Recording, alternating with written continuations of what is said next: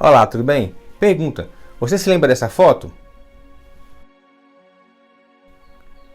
Nessa foto nós podemos ver que o presidente dos Estados Unidos naquela época, Bill Clinton, estava tentando fazer a paz com o pessoal do Oriente Médio, no caso aí entre árabes e judeus. Mas por que você está falando isso, professor John? Pelo seguinte: eu estava conversando com o meu filho e ele fez um comentário assim: nossa, rapaz, essa pandemia, o Brasil parado, parece que o mundo está todo, né, fora de controle, está todo como se estivesse largado para lá. Eu falei assim: meu filho, deixa eu te mostrar como que, com uma palavra, deixa eu te mostrar como que o mundo não está solto. Se o mundo estivesse sem controle, os árabes teriam já acabado há muito tempo com os judeus. Então você tem assim uma faixa grande de árabes desde a Idade Média, eles, né, até antes um pouco, eles conseguiram pegar toda aquela terra de Canaã e tudo. Os árabes tomaram conta, o Islã tomou conta, e os judeus é um pedacinho pequeno, que eu vou te falar depois sobre como eles conseguiram, né, depois da Segunda Guerra Mundial, fazer o país deles. Então eu queria dar dois avisos. Primeiro, que esse vídeo ele não está no formato vertical, está no formato horizontal. Então, se você quiser aumentar a tela sua, você gira ele para ficar na horizontal, que vai ficar melhor a tela. Segunda coisa, esse vídeo eu estou gravando um pouquinho aqui no WhatsApp, são apenas 5 minutos. Se você gostar da palestra, você vai lá no meu canal, no Professor John Dourado, que a gente vai continuar tratando por mais algum tempo, porque aqui no WhatsApp só cabem 5 minutos. Outra coisa, eventualmente você vai ouvir o cachorro do vizinho latir. Eu estou aqui na minha casa, não tem jeito. Uau, uau, vai fazer o movimento dele, tá bom? Deixa eu dizer uma coisa para vocês. Eu vou estar fazendo uma série de vídeos, tá? Sempre tentando explicar aquilo que parece que é óbvio, que às vezes as pessoas não sabem. Por quê? Por exemplo, por que existem árabes e judeus? Vou tentar explicar isso aqui para você hoje, entender por que por que tanta raiva, por que tanto ódio durante, né, vários séculos. Então vamos lá. Vocês sabem que Deus escolheu um homem na terra de Ur dos Caldeus, um cara chamado Abraão, e ele não se sabe por quê, qual era o motivo, porque era uma terra de idólatras. Não tinha por que razão um homem adorar um único Deus, já que tinha um panteão, tinham vários deuses: Deus da chuva, Deus do plantio, Deus do mar, Deus da fecundação, tudo, tinha Deus para tudo. Era a explicação mitológica das coisas. Aí, num dado momento, um homem chamou a atenção de Deus, Abraão, não se sabe por quê, o que ele tinha feito, mas fato é que Deus gostou desse cidadão e falou com ele: olha, Abraão, eu tenho uma promessa para você, sai daí da terra do teu pai e vai para uma terra que eu vou te dizer. E Abraão tinha uma situação que ele era casado com uma prima dele que era muito bonita. Alguns dizem que é a irmã, né, ou prima. Era casada com uma parenta dele que era muito bonita, Sara. Mas até a idade madura deles, eles não haviam tido filho. Então Deus falou: não, eu vou te dar um filho, tal, você vai ser um pai de grande nação, olhe para o céu, veja as estrelas do céu aí, tá vendo? Essa vai ser a quantidade dos seus filhos. Aí Abraão riu: olha, como é que pode ser isso, meu Deus? Se eu já sou velho e a regra da minha esposa, né, a menstruação da minha esposa já não funciona mais. Então assim, impossível, certo? Num dado momento, Deus fala assim: eu vou te provar. E aí, o que acontece? Aí entra a questão. Eu quero te dizer o seguinte, que Deus sabe todas as coisas. Ele já sabia que isso ia acontecer, mas deixou para poder ver, pra gente, as coisas que estão na Bíblia. Deus não falou assim: olha, Adão, vai vir uma cobra, uma serpente e vai te fazer pecar, não. E Deus vai deixando as coisas acontecerem pra gente ter essa experiência de vida.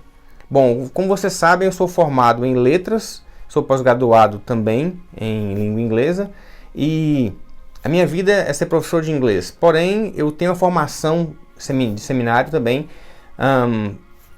a formação teológica. Então, alguma coisa eu gostaria de comentar com vocês desse entendimento que eu tenho. Nós não pegamos Deus de surpresa. Se você for para a esquerda, Deus sabe. Se você for para a direita, Deus sabe. Certo? Essa é a questão. Qual que é o ponto? Por que na Bíblia tem tantos erros de homens e de mulheres? Por que tanta coisa errada está na Bíblia e coisas certas também? Mas por que o pecado do homem não é escondido? Porque Deus quis mostrar sempre isso, que independente do que a gente for fazer, nós não vamos pegar de surpresa, mas Ele nos dá o livre-arbítrio de optar por sim ou não. É o caso de Abraão. Então vamos lá. Então Abraão teve uma promessa e durante 20 anos essa promessa não aconteceu. Ele já estava beirando lá os 100 anos. a mulher dele falou assim: ô Abraão, Deus falou que você ia me dar um filho, mas isso não está acontecendo. E então eu acho que seria bacana a gente dar um jeito de ajudar Deus aí e tal.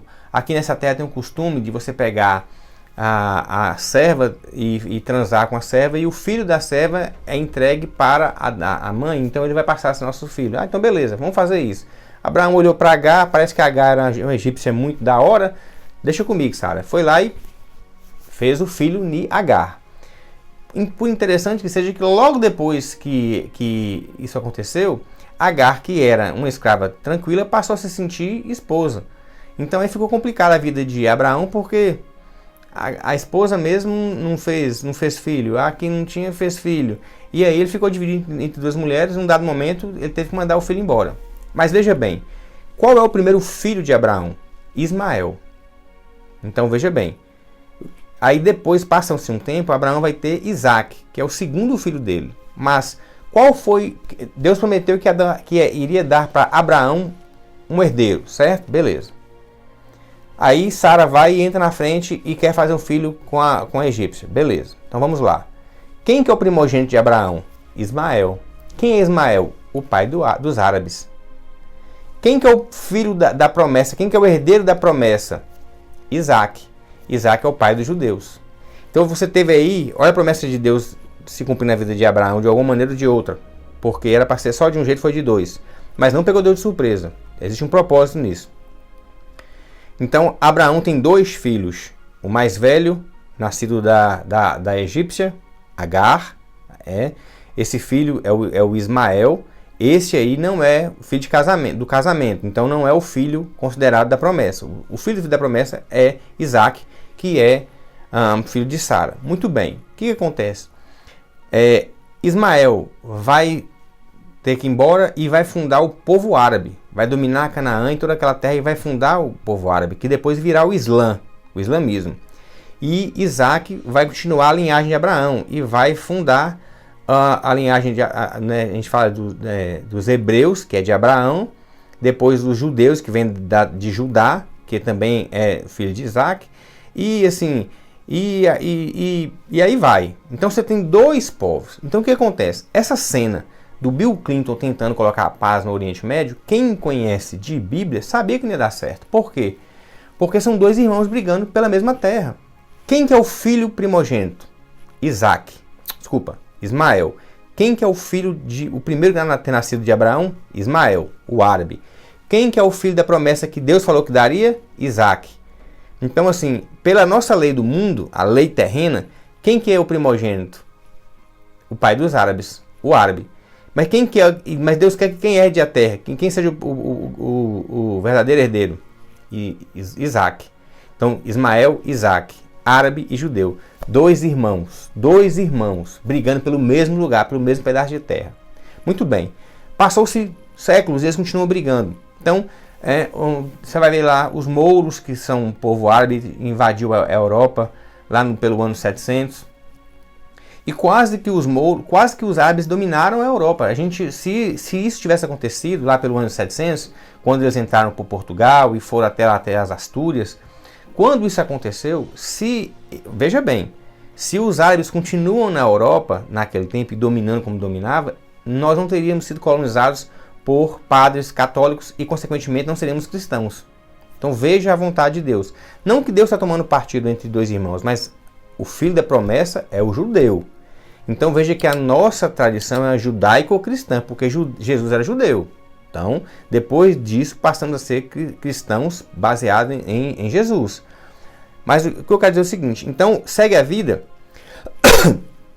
e o judeu ele vai ficar durante muito tempo sem pátria, sem lugar nenhum. Aí veio Hitler, em 1939, e começa a escorraçar o povo mais rico da Europa, que eram os judeus. Não se sabe por que os judeus dos Estados Unidos não entraram na situação, deixou a coisa acontecer. Mas, de qualquer forma, os judeus foram perseguidos a vida toda, principalmente porque pesou sobre eles a história de que eles mataram Jesus durante todos os séculos. Então, quando o judeu chegava, vamos supor que o judeu chegasse na França do século I, pelo ano 500, entende? O judeu, quando chegaram nesse lugar, automaticamente os padres falavam: olha, esse povo aí foi o povo que matou Jesus. Então era ódio. Então o judeu veio andando de lugar em lugar por causa do jeito dele de fazer comércio, porque ele também ia tendo uma condição financeira, mas ele sempre foi escorraçado, porque ele perdeu a terra dele no ano 70 depois de Cristo. Lembra quando Jesus Cristo falou assim, olha, destruirei esse templo e eu reconstruirei em 3 dias, apesar que Jesus está falando do corpo dele, que voltaria da terra, e o povo achou que estava falando do templo, que foi edificado lá na Fortaleza Antônia. Então o que acontece? Era um templo que levou 70 anos para ficar pronto, e Jesus Cristo ia fazer em 3 dias. Então já vem de muito tempo essa história entre judeus nessa terra. Bom, aí em 1939 Hitler pegou eles para poder tirar a riqueza deles e colocou eles como sendo imundos, né? O judeu na Europa não tinha vez de maneira nenhuma. Beleza. Após a Segunda Guerra Mundial, fundaram a ONU veio como é hoje, né? E aí foram fazer o julgamento do Estado de Israel, se teria ou se não teria. Então ficou tipo assim, igual quando foi Lula para a cadeia e quando Lula voltou da cadeia. 5 para ir, 5 para não ir. 5 para ter o Estado de Israel, 5 para não ter o Estado de Israel. Não haveria Estado de Israel se não fosse por uma pessoa, um brasileiro, presidente da ONU nessa época, chamado Oswaldo Aranha. Se hoje o Estado de Israel tem uma pátria, até então, poderia ter outras reuniões, poderia levar mais 20, 30 anos e terem outras reuniões, mas naquela que foi a fundação do Estado de Israel, o presidente era o brasileiro Oswaldo Aranha, e foi o voto dele, o voto de Minerva, chamado voto que desempata, o voto de Minerva, que deu para os judeus hoje a pátria que eles têm. Se Oswaldo Aranha tivesse se abstenido do voto, eu não vou votar, não teria acontecido nada. Mas ele quis votar e aconteceu. Então o que acontece? Poucas pessoas sabiam, mas logo depois do último ano, um dos últimos atos de Obama foi tentar fazer o Estado Islâmico ter um país. Isso seria uma grande complicação para o mundo, porque ele já não é que não tem um país, mas ele já tem aquela terra toda para eles. Todo o Oriente Médio é árabe. E Obama queria dar para eles um país também. Não fosse o Vladimir Putin, que tem as questões aí da Rússia envolvendo aí, que ligou para Obama e falou, olha, se você fizer aí vai dar confusão, deixa do jeito que está. Deixa do jeito que está. E aí o Obama não teve força política para poder fundar o Estado da Palestina. Então, onde é que você vai chegar com isso, John? Então, veja bem, se você assistir alguns documentários sobre a Primavera Árabe e tudo mais, você vai saber que por diversas vezes os árabes tentaram matar os judeus naquela terra. Várias vezes tentaram empurrar eles para dentro do mar. Mas de todas as vezes, Deus, através ou dos Estados Unidos ou através de outro, sempre conserva os judeus vivos. Aí eu te pergunto, se Deus não estivesse no controle, o que já teria acontecido com Israel? Teria acabado. Veja, é um povo que ficou 1945 anos, não, 1945 menos 70, 1870, 80 anos aí, sem uma pátria, sem um país, andando mundo afora, escorraçados. Passaram a ter uma pátria em 1945, eles passaram a ter um país. E aí que eu te falo, se Deus não estivesse no controle, por que esses caras estariam vivos até hoje? Por que os árabes não empurrariam eles para o mar com bombas e tudo mais? Então a mão de Deus está sobre a vida do judeu, está sobre a vida de Isaac, que ele é o filho da promessa. Deus não falharia com ele, Deus não falharia com Isaac, porque foi prometido que a descendência dele herdaria aquela terra. Então é essa a situação. Aí veja bem, hoje, vocês lembram quando Abraão iria ter que sacrificar o filho dele para mostrar a Deus que o amava? Aquele monte lá é o Monte Moriá. Aquele monte lá hoje é aquele lugar aonde está hoje uma mesquita árabe dentro de Israel, dentro de Jerusalém. Então veja bem, olha a complicação. Como é que você vai tirar a igreja de Ismael de dentro do terreno de Isaac? A igreja de Ismael, que é uma mesquita islâmica, está lá dentro de Jerusalém, né, do Domo Dourado, na terra que é a terra dos judeus. Então isso vai longe, não tem como dar certo, não tem como ter paz entre esse povo, enquanto lá em Apocalipse Jesus voltar, colocar o pé de um lado, o pé do outro e celebrar a paz, entende? Porque o islâmico reconhece Jesus como profeta. Não reconhece Jesus como o Filho de Deus, como o terceiro da Trindade, não, ou segundo da Trindade. Não reconhece. Então é isso. Então, essa situação, então, na minha opinião, por que eu posso te falar que o mundo não está solto? Porque Israel ainda está vivo. Deixar para você uma palavrinha que está lá em Isaías 49:13. Porventura pode uma mãe se esquecer do seu filho? Mas ainda que ela se esqueça, eu não esquecerei. Todo mundo pode esquecer de Isaac, mas Deus não vai esquecer. Consequentemente, ele vai manter a palavra dele.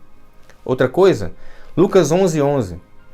Qual pai que o filho pedir a ele um peixe, ele vai lhe dar uma cobra? Vai lhe pedir um pão, vai lhe dar uma pedra? Vai lhe pedir e vai receber outra coisa? Ou seja, coisas ruins. Que pai que o filho pede uma coisa boa e o pai dá coisa ruim? Pode não dar, mas dar coisa ruim não vai dar. Dar escorpião para os filhos? Então veja, aquele que Deus fala, se nós que somos homens não fazemos coisas ruins com nossos filhos, muito menos ele, que é pai de todos nós. Entende? Somos todos um. Isso eu tenho batido essa tecla há muito tempo, somos todos um. Então a minha mensagem para você, essa semana, olha para Israel, olha para o Estado de Israel, veja como aquele povo prospera a cada ano, prosperando, no meio do nada, no deserto, e Deus tendo cuidado deles. E veja como que Deus tem um carinho pelos brasileiros, porque foi graças a um brasileiro que hoje o povo dele tem uma terra. Está tudo interligado. Tudo interligado. Acho que é isso. No mais, qualquer coisa, deixa aqui embaixo no comentário, aqui no canal, para você fazer alguma pergunta, alguma outra dúvida, a gente ir tentando resolver pelas verdades bíblicas. Compartilhe esse vídeo, manda para alguém que você gosta e veja por que não podemos perder a esperança desse mundo, que está tudo debaixo do controle de Deus. Valeu, forte abraço, vejo vocês depois. See you, my friends. Bye bye. Tchau, tchau.